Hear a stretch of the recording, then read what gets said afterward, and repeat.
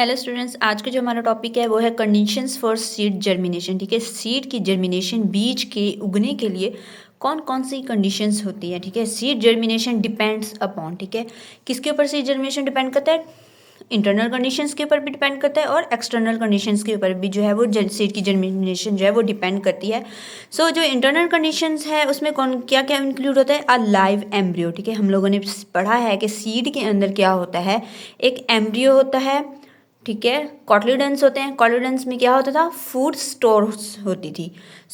Internal conditions में बीज के अंदर, सीड के अंदर क्या होना चाहिए कि एम्ब्रियो जो है वो लाइव होना चाहिए और सफिशेंट फूड स्टोरेज, और फूड जो है वो अच्छी मिकदार में स्टोर होनी चाहिए, तभी वो जो सीड है वो जर्मिनेट करेगा। जबकि एक्सटर्नल कंडीशंस कौन कौन सी होती हैं? वाटर होता है, मीन के मॉइस्चर होना चाहिए, ऑक्सीजन, लाइट एंड टेम्परेचर। ये चीज़ें जो हैं वो सीड की जर्मिनेशन के ऊपर जो है वो अफेक्ट करती हैं। सीड जर्मिनेशन इनके ऊपर डिपेंड करता है, इन फैक्टर्स के ऊपर। ये एक्सटर्नल फैक्टर्स हैं और जबकि ये इंटरनल फैक्टर हैं। वाटर सबसे पहले हम पढ़ेंगे। एक्सटर्नल जो है वो कंडीशन में देखें, हमारे एग्जाम्स में जो है ये पूछी जाती है और स्टूडेंट्स क्या करते हैं, सिर्फ और सिर्फ एक्सटर्नल जो है वो कंडीशंस लिख देते हैं क्योंकि ये हेडिंग्स में है, जबकि इंटरनल कंडीशंस को नहीं लिखते। ये दोनों ही इंपॉर्टेंट है, आपको दोनों लिखनी पड़ेगी।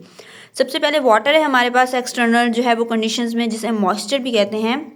Seeds of most plant have low water contact. ठीक है, हमें पता है सीड के अंदर जो है वो वाटर की बहुत कम कंसंट्रेशन होती है, कॉन्टैक्ट होता है मोस्टली प्लांट के अंदर। The germination can not occur until seed coat और other tissue has imbibed mean taken in water. ठीक है, इसका क्या मतलब? हम लोगों ने लास्ट में पढ़ा भी था कि जो है वो सीड की जर्मिनेशन के लिए क्या होता है कि जो वाटर जो होता है ना, वो जो है वो सोकअप होता है। सीड जो है उस वाटर को जज्ब करता है, तभी जो है वो सीड कोट जो है वो स्वेल होता है, क्योंकि सीड कोट की जो मेम्ब्रेन है वो जो है वो सेलुलोज से मिलके बनी होती है। हमें पता होता है कि प्लांट्स के अंदर जो है वो सेल वॉल होती है, जबकि एनिमल्स के अंदर जो है वो सेल वॉल नहीं होती, और वो सेल वॉल जो है वो सेलुलोज से मिलके बनी होती है, और सेलुलोज के अंदर कैपेसिटी होती है वाटर को एब्जॉर्ब करने की। राइट, तो क्या होता है कि सबसे पहले जो सीड है, हमें पता भी है कि जब भी बीज उगता है खेतों में, कुछ बीज को जो है वो पानी दे के हमें उगाना पड़ता है, और कुछ बीज जो है वो कम पानी में भी उगते हैं। मीन्स कि आप पहले बीज को उगा दें एंड देन कुछ दिनों बाद आप पानी दें तो वो सीड जर्मिनेट करेगा। वाटर तो मोस्ट इंपॉर्टेंट है ही है। फिर वो बताते हैं कि इसके अलावा जो वाटर क्या करता है, द एब्जॉर्ब वाटर, सीड ने जो वाटर एब्जॉर्ब किया है वो किसके लिए भी यूज़ होता है? Digestion of the stored food. हमें पता है कॉटलीडेंस के अंदर जो है वो फूड जो है वो स्टोर्ड होता है, और उस जो फूड को जो है वो डाइजेस्ट करने के लिए वाटर की ज़रूरत होती है। ये वाटर जो है वो इसलिए भी इस्तेमाल होता है। पहले तो फूड ऐसी थी, अब उसको जो है वो यूजेबल फॉर्म में लाने के लिए जो है वो वाटर की ज़रूरत होती है। It also help in elongation of hypocotyl and epicotyl. ठीक है, सबसे पहले वाटर सीड ने जो है वो वाटर के एब्जॉर्ब किया। राइट, देन जो है वो जो स्टोर्ड फूड थी उसकी डाइजेशन हुई, एंड अब क्या होगा? उस जर्मिनेट होगा, उसकी ग्रोथ होगी, तो क्या होगा? हाइपोकोटाइल और एपिकोटाइल जो है वो इलोंगेट होंगे, बढ़ेंगे, तभी जो है वो आगे उसकी जो है वो ग्रोथ होगी, जर्मिनेट होगा। सही है। एंड देन जो हमारा नेक्स्ट जो है वो कंडीशन है, नेक्स्ट एक्सटर्नल कंडीशन है वो है ऑक्सीजन। ठीक है, ऑक्सीजन सब प्लांट्स के लिए ज़रूरी होती है ना। तो बीज तो सॉइल के अंदर उगते हैं, तो क्या मट्टी के अंदर ऑक्सीजन होती है? जी हाँ, मट्टी के अंदर जो है वो ऑक्सीजन होती है। जो हमारी मट्टी होती है ये पोरस होती है, खुदरी होती है, इसके अंदर जो है वो एयर स्पेसेस होते हैं, और उन एयर स्पेसेस के अंदर जो है वो ऑक्सीजन होती है।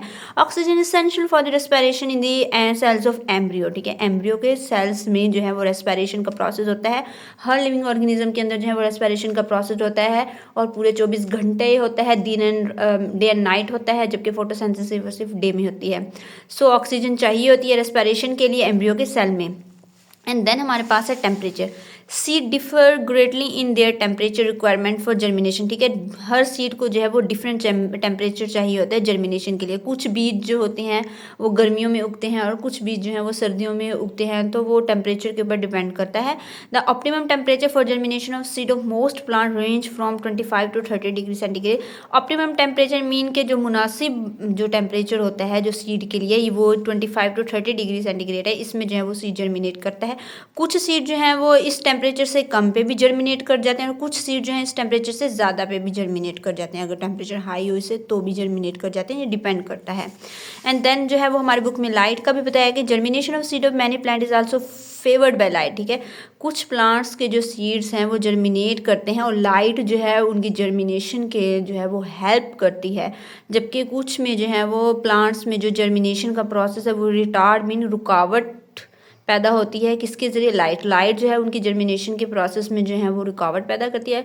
सो ये हमारी बुक में इतना ही बताया गया है कि कुछ में जो है वो लाइट जो है वो जर्मिनेशन के प्रोसेस को रिटार्ड रोक देती है और कुछ में जो है वो जर्मिनेशन के प्रोसेस को फेवर करती हैं। सो आई होप कि ये जो है आप लोगों को germination condition for germination seed germination समझ आ चुका होगा। ये most important long question exam में ज़रूर पूछा जाता है। Thank you so much.